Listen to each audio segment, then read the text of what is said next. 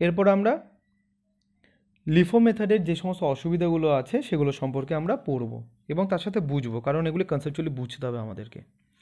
প্রথমে কি দাখিলার ভুল, এরর অফ পোস্টিং।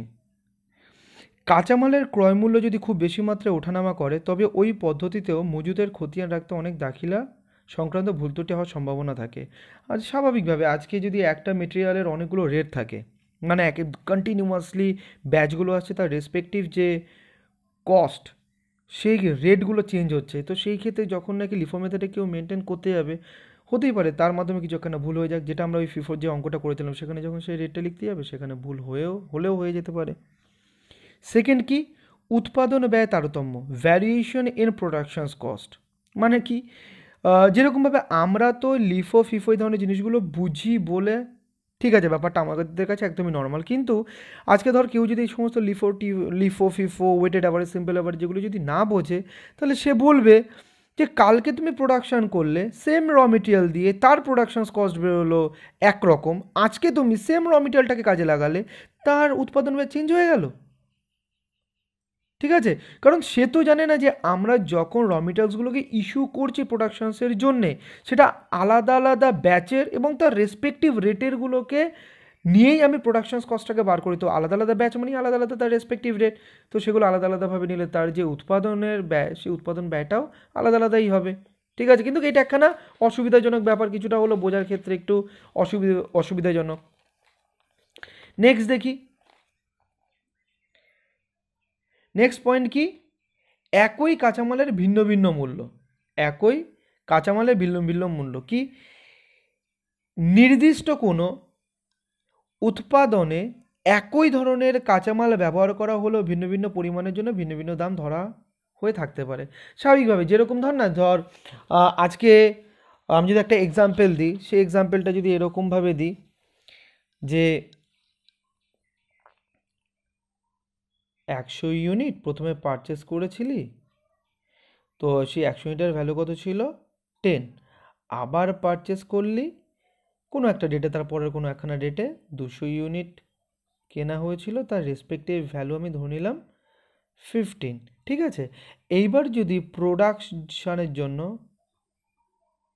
প্রোডাকশনের জন্য যদি ইস্যু করতে হয়, ধরে নিচ্ছি 150 ইউনিট, তাহলে সেই ক্ষেত্রে আমি, আচ্ছা একটা কাজ করি 250 করে দিই। ঠিক আছে, যেহেতু আমি লিফো মেথডে করছি, তাহলে সেই ক্ষেত্রে কী করতে হবে, প্রথমে 200টা নিতে হবে, এটা ফার্স্টে নিতে হবে। তাহলে 200-এর রেট কত আসবে 15 করে, আর টোটাল রিকোয়ারমেন্ট কত 250, তার মানে এখান থেকে ফার্দার 50টা নিতে হবে, তাহলে এই 50 তার রেট কত 10। তো তার মানে দেখ একই প্রোডাকশানে এই টোটাল 250টা ইউনিট যাচ্ছে, কিন্তু তার রেটগুলো আলাদা আলাদা যাচ্ছে। তো সেটাই বলছে যে একই মালের, সেটাই বলেছে একই কাঁচামালের ভিন্ন ভিন্ন মূল্য। ঠিক আছে, আচ্ছা নেক্সট পয়েন্টটা কি, অন্তিম কাঁচামালের মূল্য, ভ্যালুয়েশন অফ ক্লোজিং মেটেরিয়াল। এই পদ্ধতিতে কাঁচামালের অন্তিম মজুতের যে মূল্যায়ন করা হয় তার সঙ্গে বর্তমান বাজার মূল্যের বিস্তর ফারাক থাকতে পারে।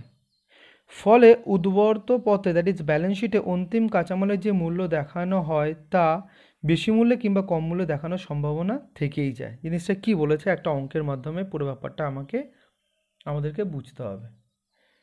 ঠিক আছে, দেখি অঙ্কটা করি। ধরি, আচ্ছা এখান থেকেই ব্যাপারটাকে কন্টিনিউ করে দিই। ধর আবার পারচেস করা হলো 300 ইউনিটস, তার ভ্যালু আমি করলাম ধর 70। ঠিক আছে, এইবার এই ধরনের পরিস্থিতিতে ধর এখন প্রোডাকশনসে গেল কত, আমি ধর এটাই ধরলাম 250, আচ্ছা এটা তো অন্য সিচুয়েশানে আছে, তাহলে এটাকে আমি কেটে দিই। হ্যাঁ, তাহলে এই জায়গায় আমি ধরলাম প্রোডাকশানে টোটাল গেছে সেই 250, কিন্তু তার রেট তো চেঞ্জ হয়ে যাবে, কারণ পুরোটাই এই 300-এর মধ্যে থেকে যাবে। তাহলে তার রেট গেল তোর 17 করে, তো যাই হোক, সেটা যেটা গেল গেল। এবার আমি যখন ক্লোজিং স্টকের ভ্যালুয়েশনসটা করব, ভ্যালুয়েশন অফ ক্লোজিং স্টক, তাহলে আমার কাছে পড়ে রয়েছে কোনটা কোনটা, একদম প্রথমেরটা পড়ে রয়েছে ফার্স্টেরটা, যেটা 100 × 10, দ্যাট ইজ যার ভ্যালু 1000। তারপর রইল সেকেন্ডেরটা, যেটা 200 × 15, যেটা 3000। আর 3 নম্বরে টোটাল ছিল কত, 300 ইউনিট, তার মধ্যে 250 ইউনিট ইস্যু হয়েছে, বাদ বাকি 50 ইউনিটস এখনও পড়ে রয়েছে ক্লোজিং স্টকের মধ্যে। তাহলে 50 ইন্টু তার ভ্যালু কত করে ছিল, 17 করে। ঠিক আছে, তাহলে কত হয়, 50 × 17, তাহলে এখান থেকে আসছে 850। তাহলে এটাকে যদি আমি টোটাল করি তাহলে ভ্যালুয়েশন অফ ক্লোজিং স্টক কত আসছে, 850 ইউনিটস। ঠিক আছে, বোঝা গেল। এইবার ব্যাপারটা হচ্ছে, এইবার এইখানে তাহলে টোটাল ইউনিট কত, টোটাল ইউনিট হচ্ছে গিয়ে 350 ইউনিটস, তার ক্লোজিং ভ্যালু কত দেখাচ্ছে, 4850। কিন্তু কথাটা হলো এটা যে আজকে যদি আমি ধরে নিই যে এই যে র মেটেরিয়ালগুলো রয়েছে, যে র মেটেরিয়ালটা ধরলাম আমি র মেটেরিয়াল এক্স, তো এই র মেটেরিয়ালের রেটটা যদি আমি ধরে নিই যে দিন দিন বাড়ছে, তাহলে ধরে নিতে পারি যে এখন এই 17টা বেড়ে হয়েছে 19। তাহলে আজকে যদি এই 350 ইউনিট আমায় কিনতে হয়, তাহলে আমাকে কত টাকা পে করতে হবে, 350 × 19, 6650। তার মানে এই 350-র আজকের ডেটে ভ্যালু কত, 6650। ঠিক, কিন্তু আমার যে কস্ট, সেই কস্ট কত বেরিয়ে আসছে, 4850। ঠিক আছে, তো তার মানে এইটা হচ্ছে কারেন্ট মার্কেট প্রাইস, এটা হচ্ছে কারেন্ট মার্কেট প্রাইস। আর এটা হচ্ছে গিয়ে যে আমি লিফোটা ফলো করলাম, তাহলে আগের যেগুলো রয়েছে তাহলে সেইগুলো রয়েছে তার রেসপেক্টিভ রেট কত, সেখান থেকে যেই মালটা রয়ে গেছে সেইটার ভ্যালু।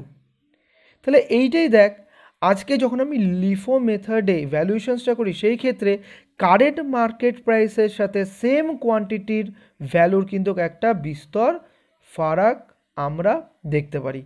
কথাটা বুঝতে পারলি, কোনো রকম অসুবিধা নেই তো? তো মানে এই যে ডিফারেন্সটা থাকা, এইটা কিন্তু একখানা অসুবিধা করে।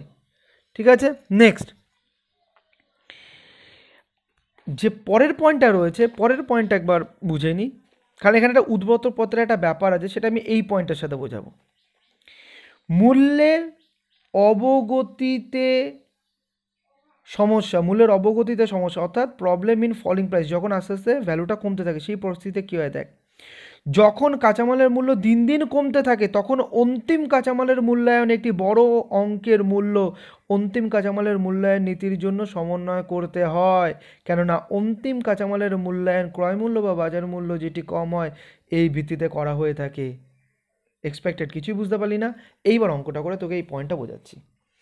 ধর এখানে যেরকম আমরা ধরেছি যে জিনিসটা আস্তে আস্তে দামটা বাড়ছে, কিন্তু ব্যাপারটা যদি এরকম হয়, মানে যেটা 5 নম্বর পয়েন্টে বলেছে, কারণ এইটা যেরকম ধরো সেরকমই করেছে যে 17-র পর 19 হয়েছে। ঠিক আছে, কিন্তু 5 নম্বর পয়েন্টে যেটা ডিসকাস করা আছে যে ধরে নেওয়া হচ্ছে রেট আস্তে আস্তে কমছে, তাহলে কী ধরনের প্রবলেমসগুলো আসবে দেখো। তাহলে আমি ধরে নিচ্ছি যে ধর এটা কমে তাহলে হলো, যেটা আসছিল 10, 15, 17, তো একটা কাজ করি, এটাকে আমি 13 করে দিই, তাহলে রেট হয়ে গেল 13। মানে আজকে যদি আমি কিনতে যাই তাহলে 350 ইউনিটস আমি 13 করে পেয়ে যাব। ঠিক আছে, তাহলে তার ভ্যালু কত, 350 × 13, দ্যাট ইজ 4550। ঠিক আছে, তার মানে এইটা কি,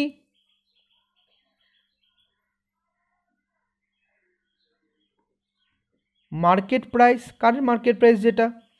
আর এইটা যেটা বেরোচ্ছিল সেটাকে আমি কি বলবো, কস্ট।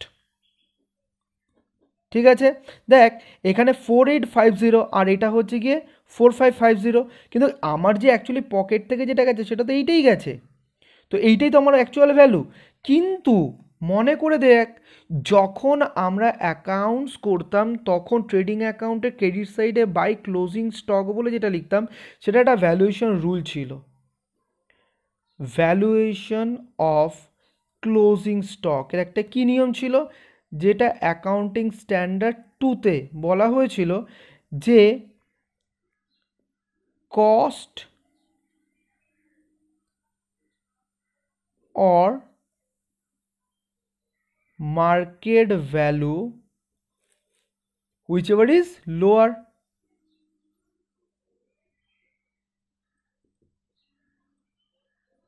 এইটা ছিল। তাহলে আজকে কস্ট কত? 4850, মার্কেট প্রাইস কত? 4550, ঠিক?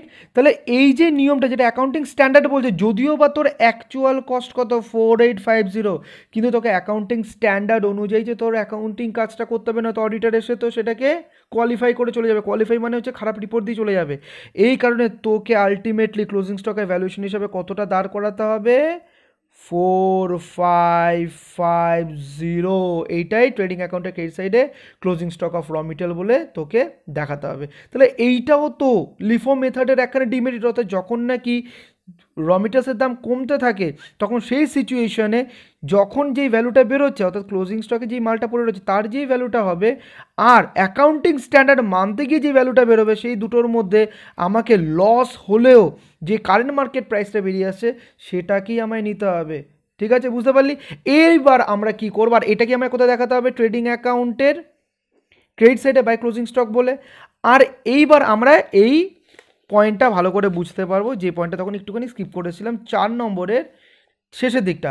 ফলে উদ্বত্ত পথে অর্থাৎ ব্যালেন্স শিটের অন্তিম কাঁচামালের যে মূল্য দেখানো হয় তা বেশি মূল্যে কিংবা কম মূল্যে দেখানোর সম্ভাবনা থেকেই যায়। অবশ্যই আজকে যে ভ্যালুটা, অ্যাকচুয়াল যে ভ্যালুটা, সেই অ্যাকচুয়াল ভ্যালুতে আমরা দেখাতে পারছি না, হয় সেটা আমি বেশি ভ্যালুতে দেখিয়ে দিচ্ছি বা সেটাকে আমি কম ভ্যালুতে দেখিয়ে দিচ্ছি। কেন?